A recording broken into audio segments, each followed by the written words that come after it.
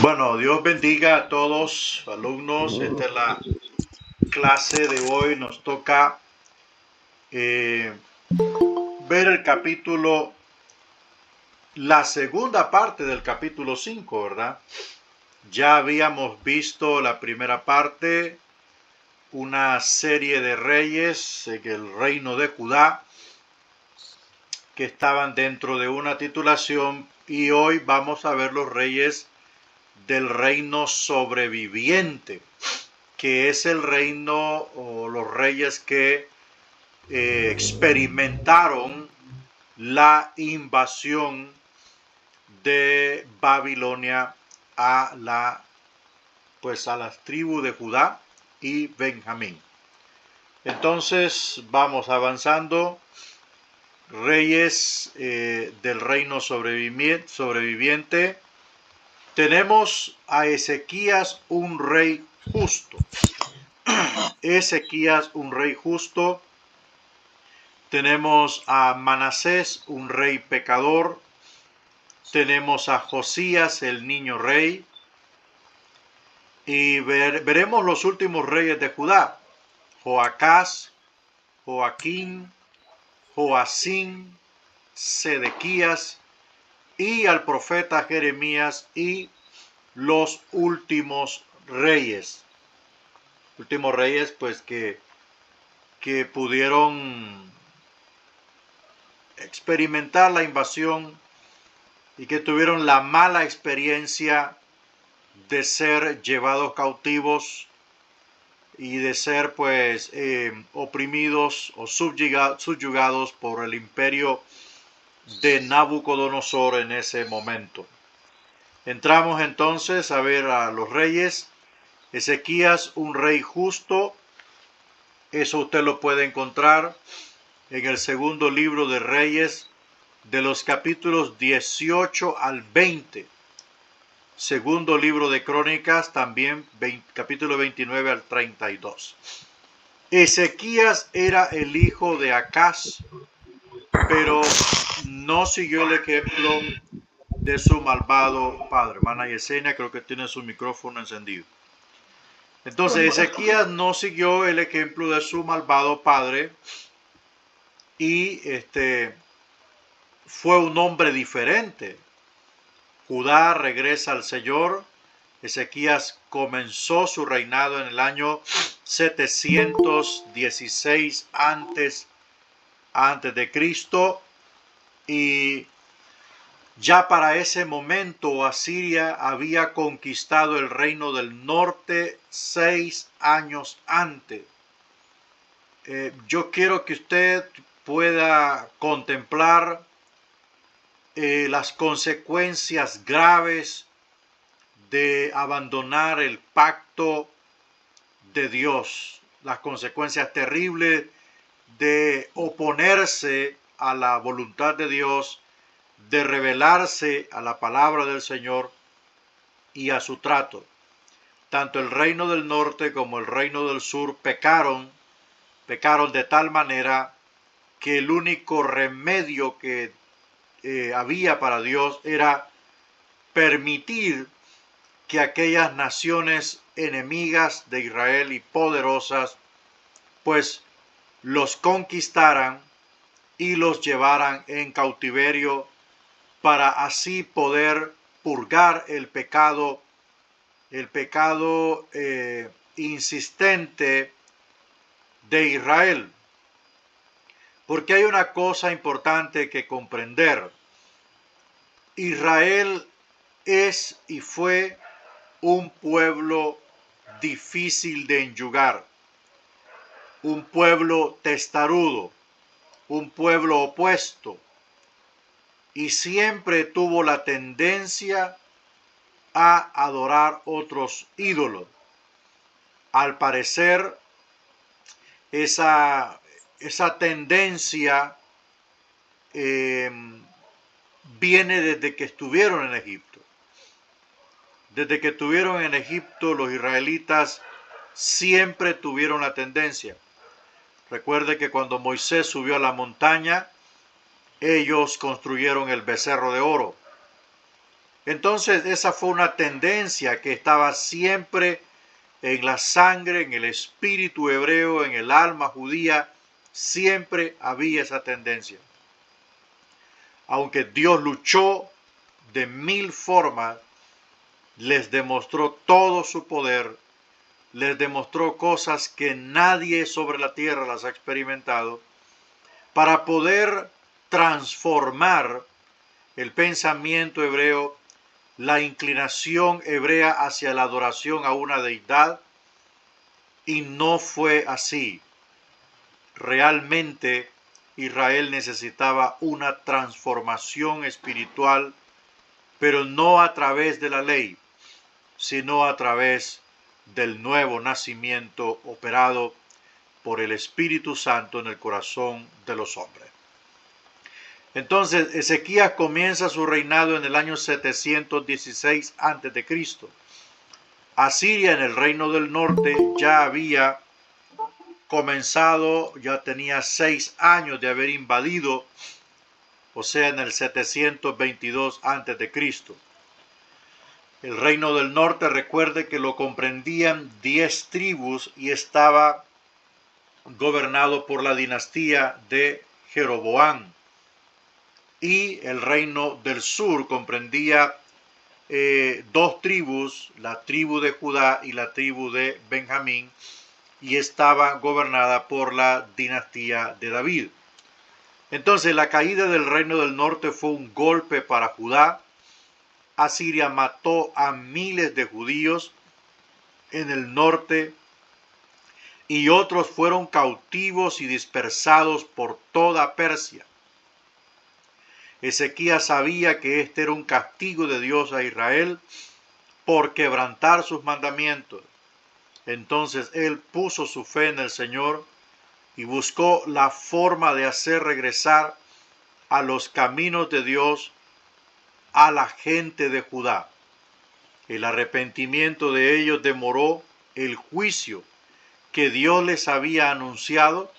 Ezequías gobernó por 29 años y durante ese tiempo cambió las prácticas políticas y religiosas de su padre Acaz.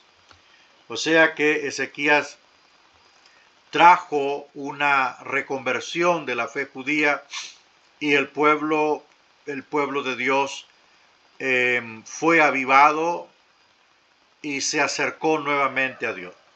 El rey Ezequías llamó a los levitas para que se unieran en el trabajo, repararon el templo y lo limpiaron, quitaron todos los ídolos, limpiaron los tazones y otras vasijas, destruyeron hasta la serpiente de bronce. Tome nota ahí, ¿verdad? Para los que apuntan.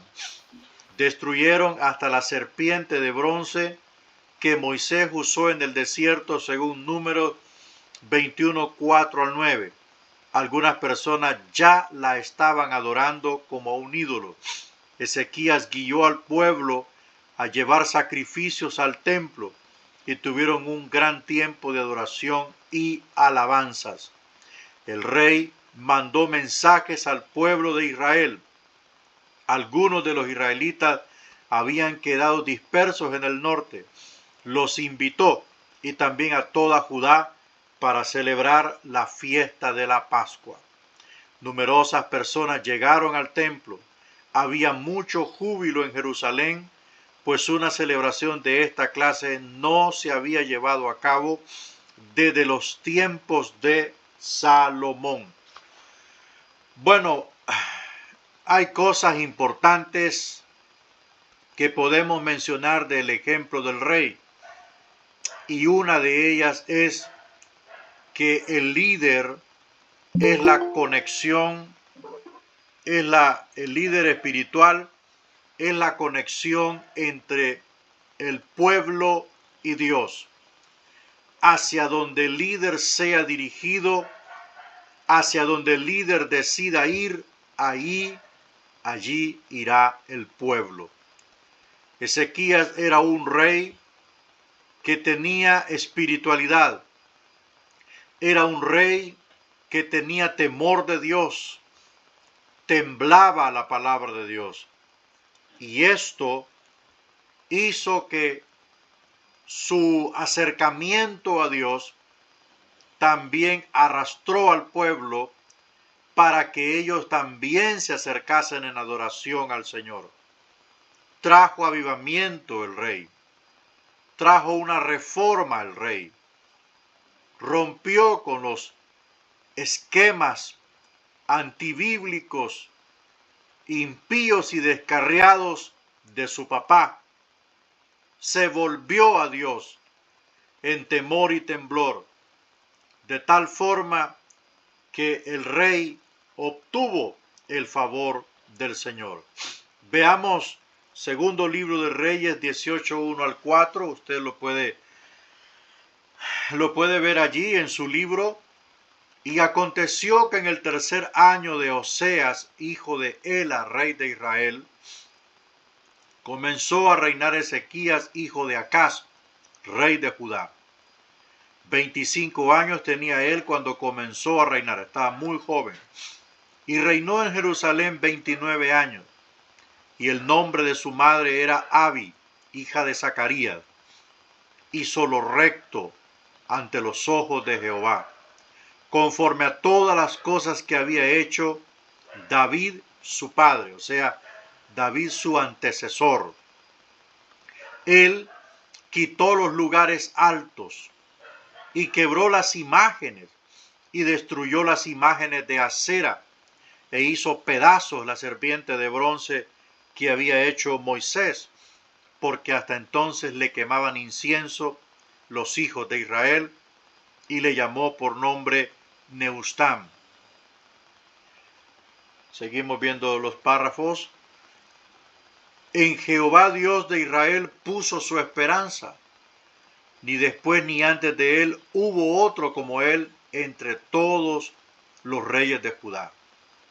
Pues siguió a Jehová y no se apartó de él, sino que guardó los mandamientos que Jehová prescribió a Moisés.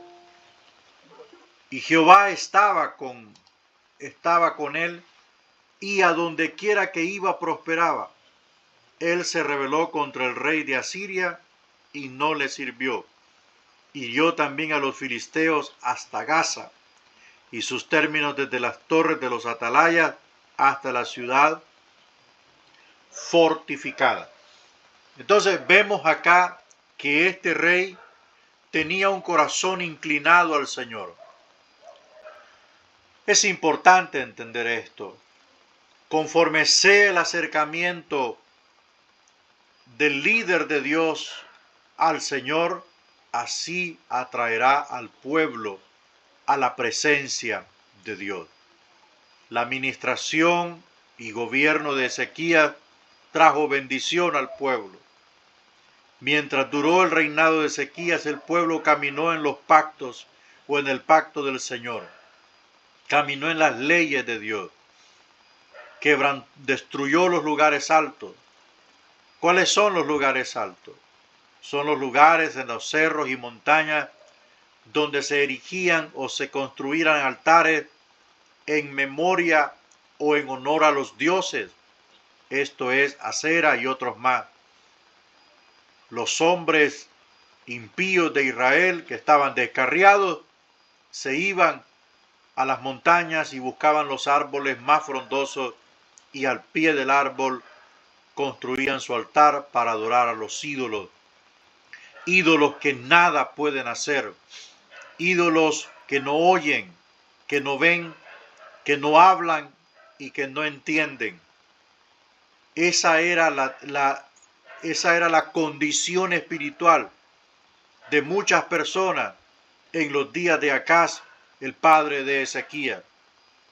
Estaban adorando a aquella serpiente que Moisés construyó e hizo en aquellos días cuando estaba vivo, cuya orden de Dios fue: hazte una serpiente de bronce y ponla sobre un palo alto, y todo aquel que fuese mordido por una serpiente venenosa y mirase al asta, a la serpiente en el asta, sería sano del veneno de la serpiente, porque Dios envió una plaga, Dios envió una peste, de serpientes venenosas en medio de Israel para castigar su pecado. Y eso fue lo que estaba haciendo Israel, adorando a esa serpiente de bronce. El poder no estaba en la serpiente ni en el árbol. El poder estaba en la fe. Allí estaba el secreto, la fe en aquello que Dios dijo que era para la salud de los seres humanos. Entonces, este es Ezequías, un rey que llenaba la medida en el corazón del Señor.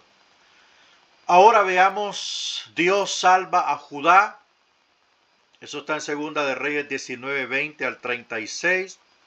En el año 705 a.C., Sennacherib reemplazó a Sargón II como el rey de Asiria.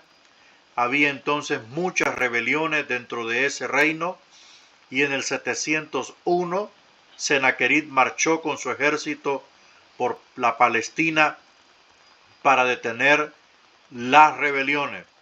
Sus registros hacen alarde de que él conquistó 46 ciudades amuralladas, capturó numerosas ciudades fuertes de Judá en el año 14 del rey Ezequías. También Sennacherib recolectó impuestos de Ezequías, los cuales eran plata y oro del templo. Entonces el rey de Asiria demandó que Jerusalén se rindiera. Veamos cómo el Señor salvó a Judá de la furia de Sennacherib. El profeta Isaías animó a Ezequías a que creyera en Dios. Isaías 37.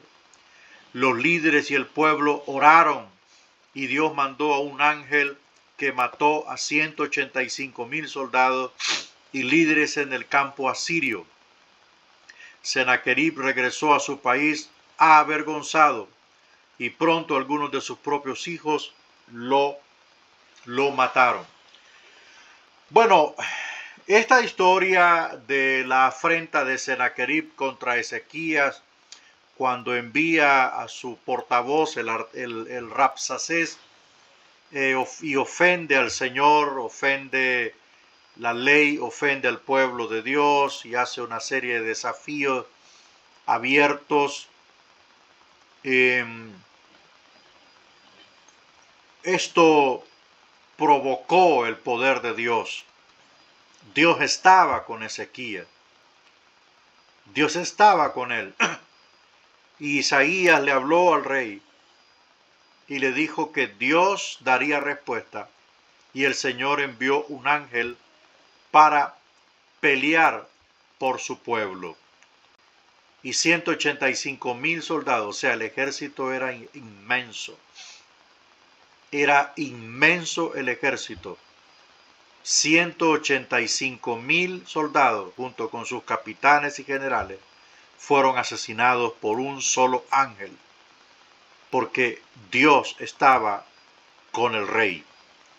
Aún Dios mantenía su palabra, porque cuando nosotros nos humillamos, nos acercamos a Dios en temor y temblor y reconocemos nuestra bajeza, Dios se glorifica en nuestra vida.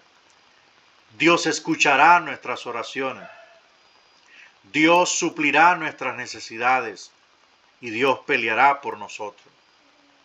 El rey nunca se mostró altivo, nunca se mostró más grande, siempre se mostró humillado en la presencia, y lloró el rey, lloró amargamente el rey por las palabras desafiantes de aquel impío. Y Dios estaba allí y le habló al profeta para que le confirmase que no tuviera temor, porque Dios pelearía por su pueblo. Y los israelitas no levantaron mano. ¿Por qué Ezequías no peleó contra Sennacherib? Porque si Ezequías peleaba contra Sennacherib, Judá iba a desaparecer. Porque Sennacherib contra Judá estaban 100-1. Por cada judío habían 100 asirios. estaba perdido. Numéricamente estaba perdido. Pero no contaban los asirios que el Dios de Israel es varón de guerra y nunca ha perdido una batalla.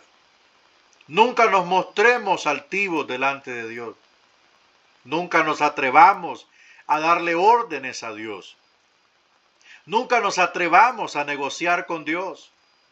Nunca nos mostremos superiores como que si Él nos ocupara. Él no nos necesita. No nos necesita. Y se lo dijo Juan Bautista a los fariseos de aquel tiempo. Nosotros le necesitamos a Él.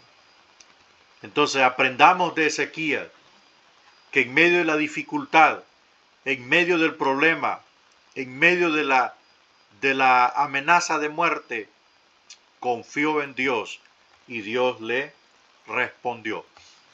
Sigamos avanzando. Judá aumenta su fuerza. Ezequías se enfermó cuando Sennacherib amenazó a Jerusalén. El profeta Isaías le dijo que moriría, pero Ezequías volteó su cara hacia la pared y oró. Inmediatamente Dios le contestó su oración. El Espíritu le dijo a Isaías que regresara y le diera al rey las buenas noticias. El Señor prometió añadir 15 años más a su vida y defender la ciudad de los asirios. Tome un tiempo para leer acerca de este milagro en segundo libro de Reyes, capítulo 20, versículo 1 al 11, o Isaías 38. Son paralelos. Tómese su tiempo para leerlo y verá, hermanos, que cuando nosotros nos humillamos en la presencia de Dios, cuando nosotros tememos a Dios, cuando nosotros demostramos dependencia de Dios y estamos de rodillas ante su altar, cuando clamemos en el momento de la angustia, su respuesta vendrá de inmediato. Esto aconteció con el rey. El rey no quería morir. El rey le pidió misericordias al Señor y el Señor se mostró misericordioso y le regaló 15 años más. Y no solo le dio 15 años de vida, sino que le dio la victoria sobre los asirios y Sennacherib fue asesinado por sus hijos. Ahora entremos a ver al rey Manasés, un rey pecador, malvado, perverso. Podremos decir que esta es la gota negra en la dinastía de David en el reino de Judá. Manasés llevó nuevamente la oscuridad espiritual a Judá. Construyó altares a Baal y puso muchos ídolos. Fue tan malvado como Acab y Jezabel lo fueron en el reino del norte. También llevó a Judá a adorar las estrellas y los planetas.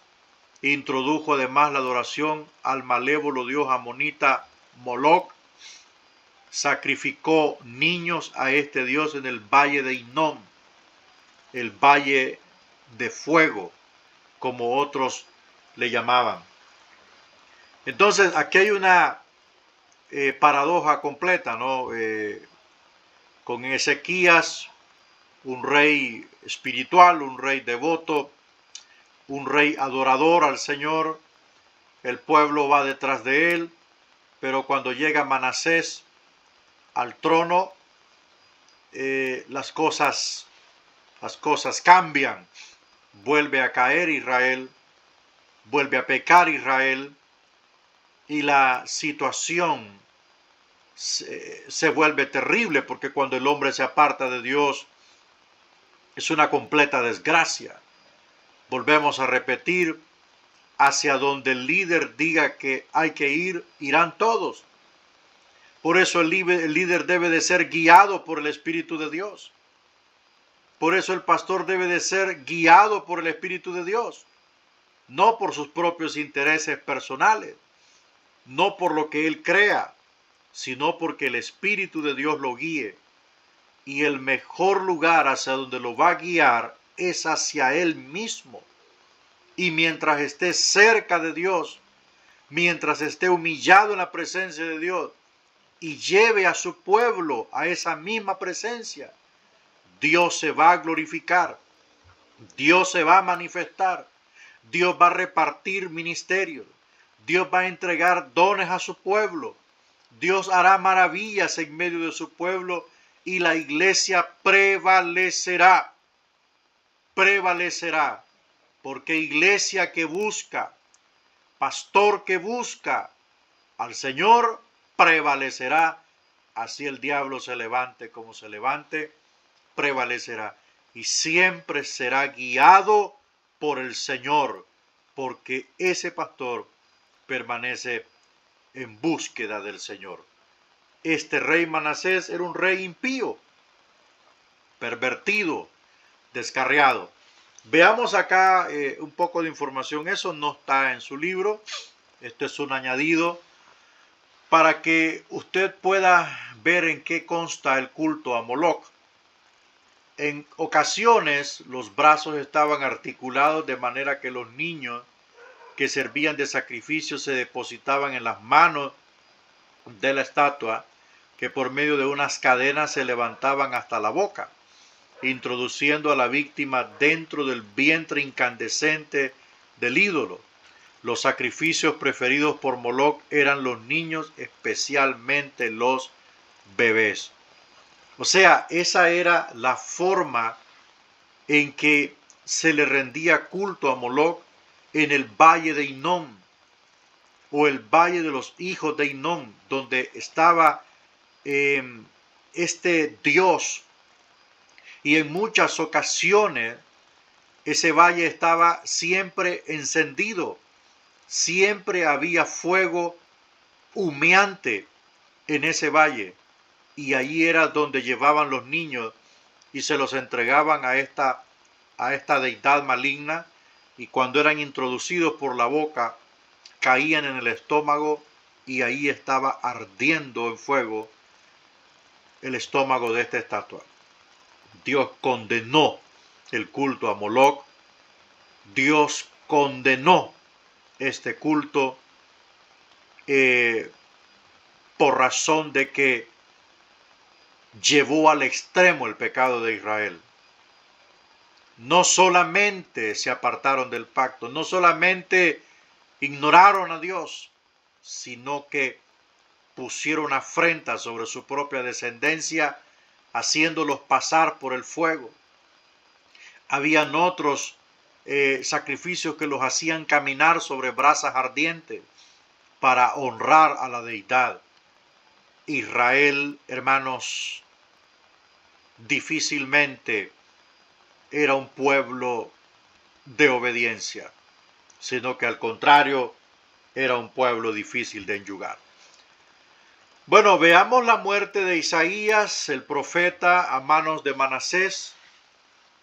Según la historia, Manasés ordenó que Isaías fuera amarrado entre dos maderos y serruchado por la mitad. Piensa en el contraste, en el trato que le dio Ezequías al profeta Isaías y el que le dio su hijo Manasés. Mientras Ezequías trató súper bien al profeta, el hijo de Ezequías, Manasés, lo trató pésimo. Ahora, la pregunta que surge aquí es la siguiente. ¿Por qué un rey que a su temprana edad buscó servir a Dios, buscó adorar a Dios, buscó ser un adorador? ¿Por qué un rey a temprana edad que tuvo temor de Dios y caminó en pos del Señor y cumplió la ley de Dios, por qué descuidó a sus hijos? Porque para que llegase Manasés, hijo de Ezequías, al trono, tuvo que tener una experiencia. O sea, los hijos de Ezequías no nacen cuando Ezequías muere, no. O sea, el rey no dedicó tiempo a transmitir esa fe a sus hijos. No dedicó ese tiempo, se preocupó por los de afuera y olvidó los de adentro. Por esa razón, Manasés llegó hecho un diablo al trono de David y descarrió la nación y mató al profeta Isaías. Ese es el punto de hoy.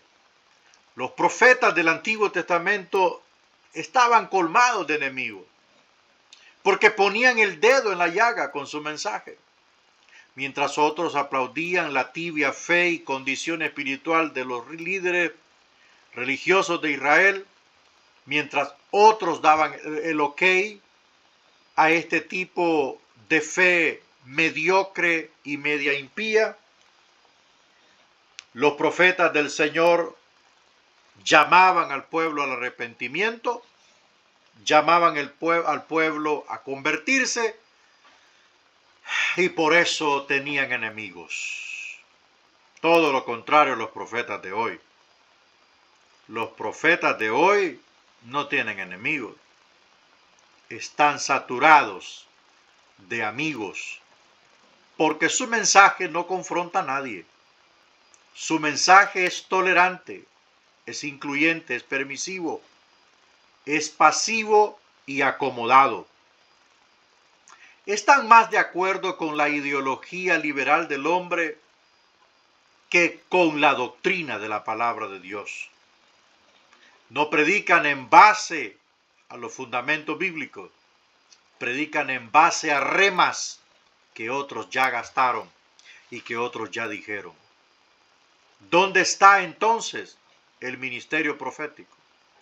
¿Dónde está entonces los profetas de hoy? ¿En nombre de quién están hablando? ¿Qué espíritu los está dirigiendo? ¿Quién está detrás de esa revelación? ¿Quién está detrás de ese mensaje? ¿Quién está inspirando ese mensaje? Un mensaje que solo, hermanos, alimenta las emociones. Solo trae animación sentimental, pero no trae. Nadie es compungido en el espíritu por el mensaje de estos profetas. Al contrario, son acomodados al sistema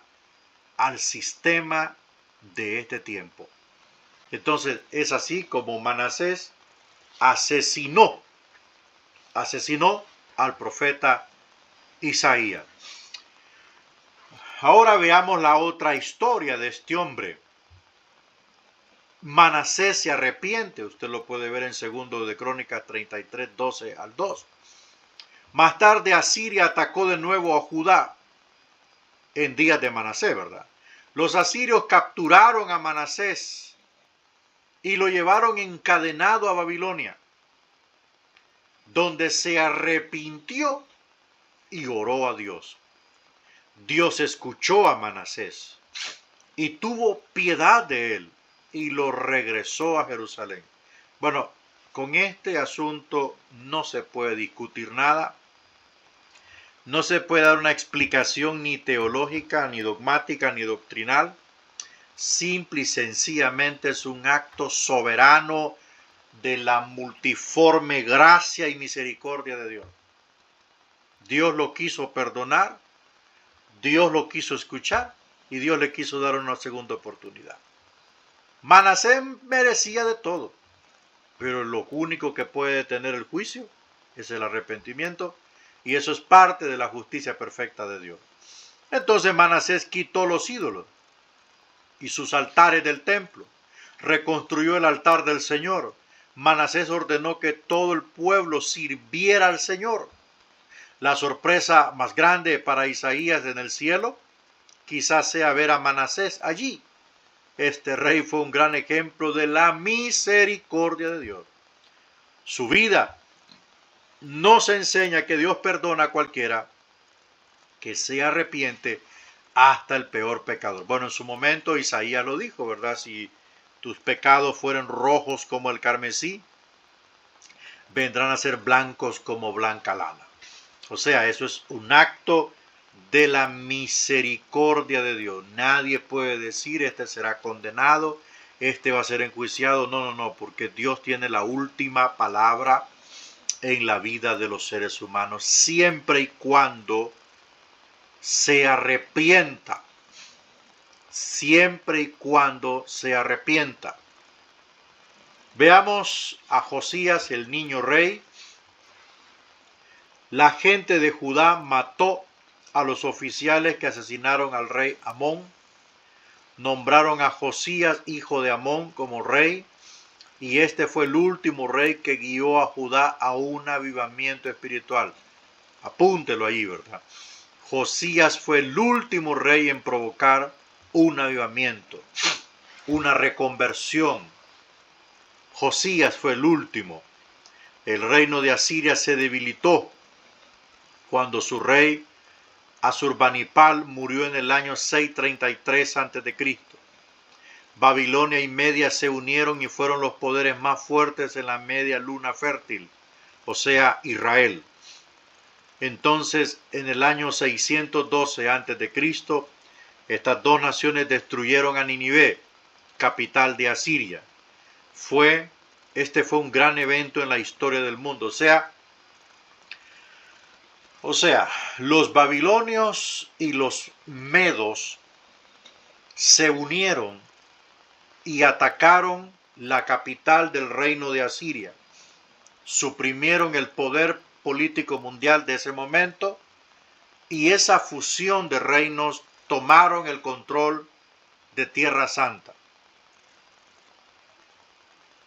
¿Qué dice el avivamiento religioso? Josías tenía solamente 8 años cuando comenzó su reinado y gobernó por 31 años. Sus acciones mostraron que tuvo maestros piadosos y sacerdotes. Cuando tenía 16 años, comenzó a buscar al Señor, mire, en plena adolescencia. Y a la edad de 20 años, empezó a guiar a la nación de regreso a Dios. El rey Josías inició un programa para limpiar y reparar el templo. Durante ese tiempo, los sacerdotes encontraron el libro de la ley. Es posible que Manasés hubiera destruido la mayoría de las copias de la ley. Los sacerdotes mandaron a Safán, un escriba, para leer la ley de Moisés al joven rey. Bueno, hay algo importante que conozcamos. Después de que Moisés escribe, oiga bien, después de que Moisés escribe los primeros 5 libros de la ley, esto es la Torá. Los primeros 5 libros de la ley, Génesis, Éxodo, Levítico, Número, Deuteronomio. Esos rollos fueron copiados. ¿Por quiénes? Por los escribas. Estos hombres se encargaban de hacer copias de la ley, una tras otra. ¿Para qué? Para preservar la revelación escrita de la ley. En su tiempo y en su momento, como usted puede ver, naciones poderosas o potencias militares invadieron a Israel, saquearon sus tesoros sagrados y muchos quemaron los rollos de Moisés.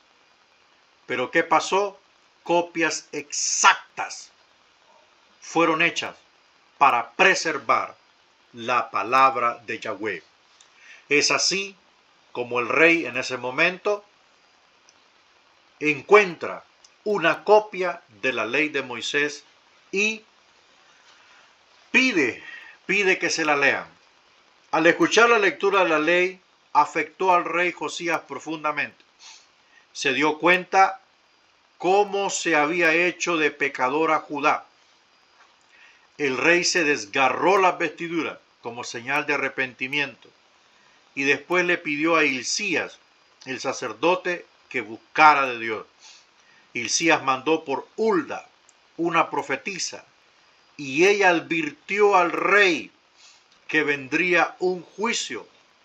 Hulda también enfatizó que Judá debería obedecer la ley.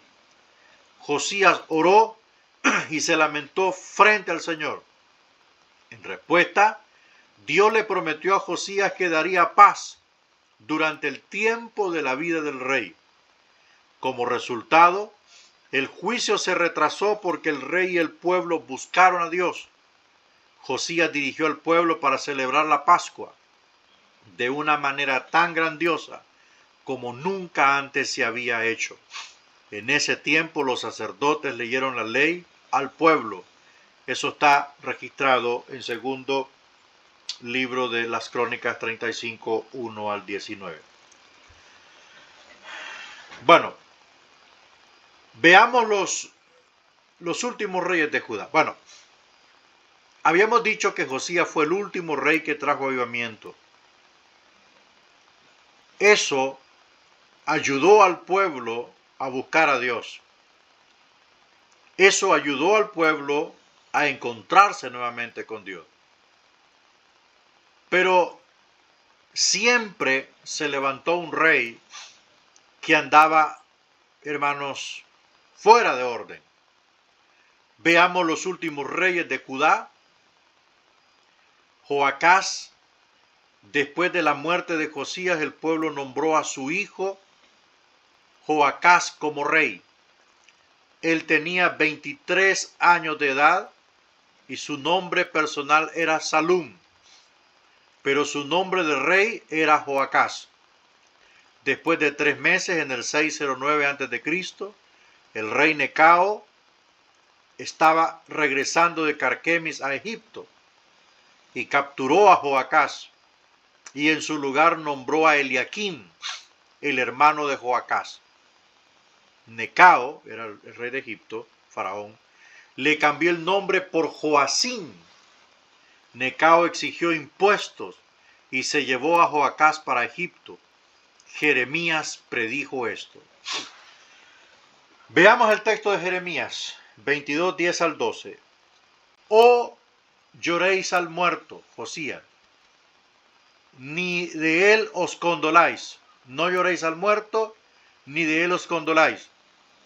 Llorad amargamente por el que se va, Joacás, porque no volverá jamás, ni verá la tierra donde nació. Porque así ha dicho Jehová acerca de Salum, hijo de Josías, rey de Judá, el cual reinó en lugar de Josías su padre, y que salió de este lugar, no volverá más aquí, sino que morirá en el lugar a donde lo llevaron cautivo, Egipto, y no verá más esta tierra. Bueno, todo esto tiene una consecuencia. Todo esto que está aconteciendo, según el relato, es una consecuencia de los pecados continuos de los reyes de Israel. Pecados continuos. Y vemos una debilidad terrible en la fe del pueblo de Israel. Una inconsistencia terrible en cuanto a la práctica y observancia de la ley. ¿Por qué? Pues porque los reyes ordenaban a quien adoraba el pueblo. Y si no, tendrían problemas. Vamos a ver esta tabla que está allí, que es una cronología de los reyes que fueron a la invasión y de aquellos personajes bíblicos que también fueron transportados en el cautiverio. Y en la letra A tenemos la fecha 701, en el evento Sennacherib de Asiria conquista muchas ciudades de Judá. Después de la oración de Ezequiel, Dios mató a 185,000 soldados asirios, o de Ezequiel. Dios mató a 185,000 soldados asirios y Sedequías regresó a Asiria. La letra B, en el 612, Babilonia y Media se unieron y destruyeron a Nínive, la capital de Asiria. La letra C, en el 609, Josías, rey de Judá, muere durante su combate con el ejército de Egipto, cuando iban al norte. La letra D, en el 605 Babilonia derrota al ejército de Egipto en la batalla de Carquemis, una batalla famosa. Inciso E, en el 605 Daniel y otros son llevados cautivos a Babilonia. O sea, para que Babilonia se apoderase de Tierra Santa, debió derrotar a Egipto. Egipto fue subyugado y Tierra Santa cayó. En el 597 Ezequiel y otros 10.000 son llevados cautivos a Babilonia, en la primera invasión. En la segunda invasión, en el 593, Ezequiel es llamado para ser profeta entre los cautivos de Babilonia. En el 586 Jerusalén y el templo son destruidos por los babilonios. Muchos fueron llevados cautivos al rey Sedequías, lo dejan ciego, encadenado y se lo llevan a Babilonia. Le sacaron los ojos al rey Sedequías. Bueno, esa es una pequeña cronología de los eventos últimos de los reyes. Veamos a Joaquín, estamos viendo los últimos reyes. Hemos visto que Joacás gobernó solo por 3 meses. Entonces Necao de Egipto puso a su hermano Joaquín en el trono de Judá y pasaron 4 años. En el 605 el rey Necao una vez más marchó hacia el norte a pelear contra Babilonia en Carquemis, pero esta vez los babilonios derrotaron a los egipcios. Poco después el ejército babilónico marchó al sur dentro de Jerusalén.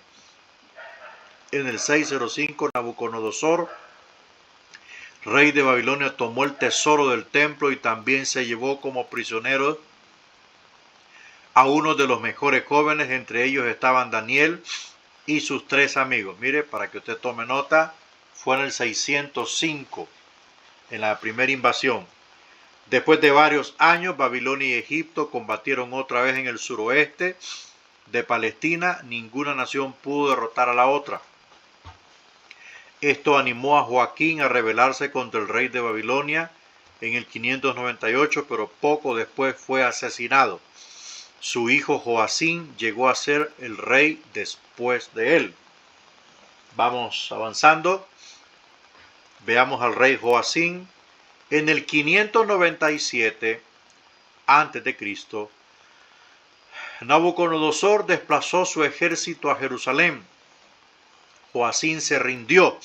Había gobernado solo 3 meses, como su hermano Joacás. Nabucodonosor tomó toda la riqueza que pudo encontrar en el templo y el palacio. Se llevó a Joacín y a muchos líderes y artesanos como prisioneros. En adición, tomó prisioneros a 10.000 judíos.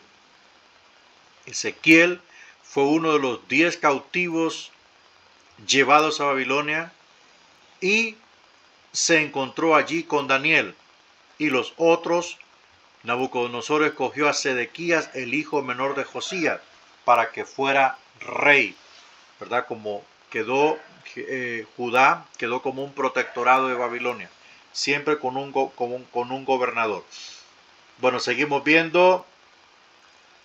El rey Sedequías gobernó en Jerusalén como un sirviente de Babilonia por 11 años.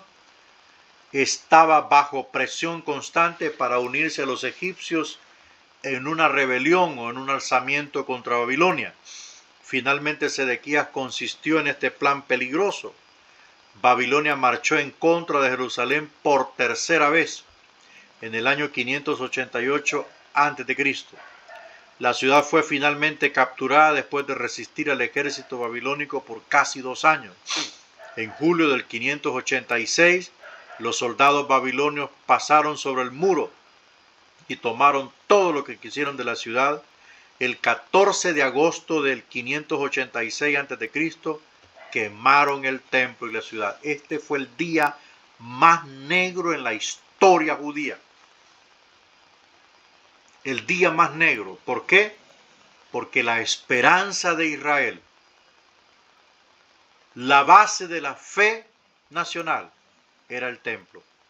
Y el templo fue destruido. Se cumplió la palabra que Dios le dio a Salomón.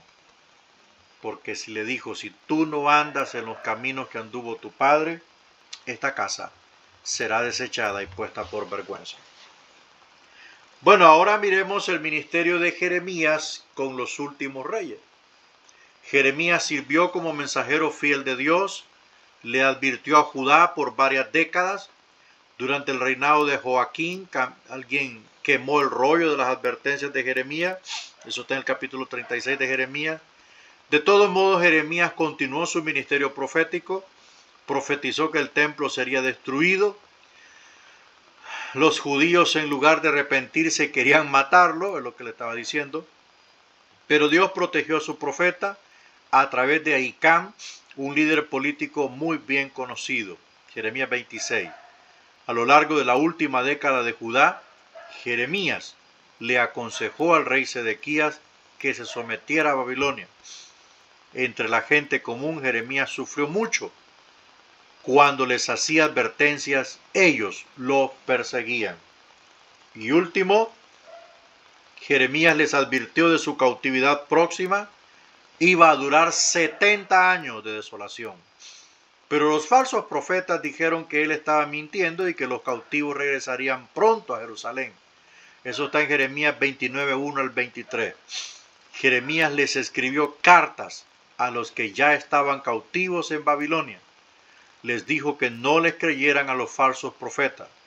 En respuesta, los líderes de Judá metieron a Jeremías en prisión. La gente se volvió en su contra, pero Dios cuidó a su profeta y le ayudó. Ministró por 40 años a un pueblo que no quería escuchar. Al final vio caer el reino de David y destruir el templo de Salomón.